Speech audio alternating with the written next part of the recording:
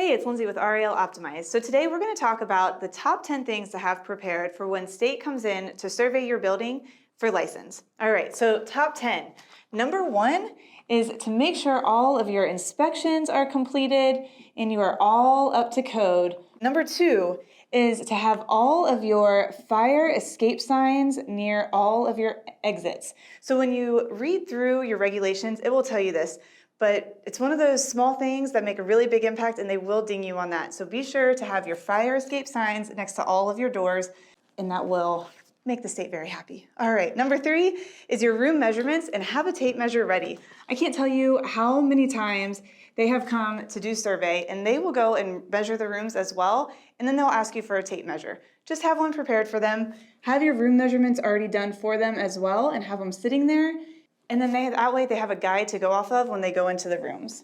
Number four is to have organized employee files. So you may or may not already have residents living in your home, but you should already have some people hired. Be sure to have a system with those, have them organized, and have everything that the state requires for your employees. So again, those are all listed in your state regs, but be sure to have those organized and ready for them. Number five is policies.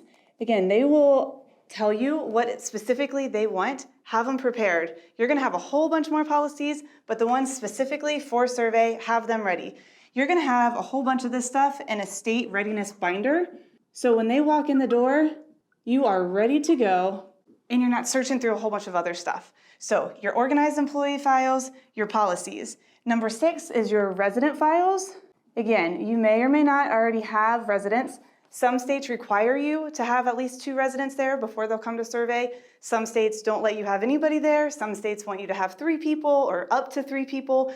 So again, it's state dependent, but if you have residents, be sure that those files are complete and 100% compliant. Number 7 is make sure everything is good to go with your fire marshal. They will be asking about that. You'll have reports from them. And you just need to make sure that everything with your fire marshal is kosher before state walks in the door. Number 8, your meal plans, food and cabinet, and water. So with that, you're going to have your schedule for your meals prepared for that month. So be sure that that is in that binder, and you're going to have a few months prepared anyway, but have all those signed off by a dietitian. Also the food, again, in your state regs, it will tell you how much they want there, and they will actually open the pantry and they will look to see that you have enough food for however many residents could potentially be living there in canned goods and the non-perishables. Also water. This is for in emergencies to make sure you have enough drinking water for all the residents that could potentially be living there. So you're going to go buy those big 5-gallon drums or have tons of cases prepared, and they will look for that. Number 9 is a resource to call. This is so important because when state comes in, if they ask a question that you are not sure of, or maybe you don't have a policy that they're asking you about now, you need a resource. That resource is really great to have like the Assisted Living Association in your state, have them on speed dial ready to go. You could have other resources too, but that's really who I recommend. But you need somebody to call in a pinch.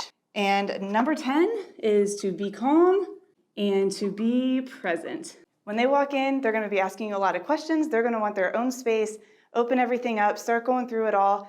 You need to be around, you need to be available for them because they are going to ask you for things. They're going to ask you more and more questions throughout the day. Just be calm, it's all going to be okay, and be present and available for them. Hope this is helpful. Good luck.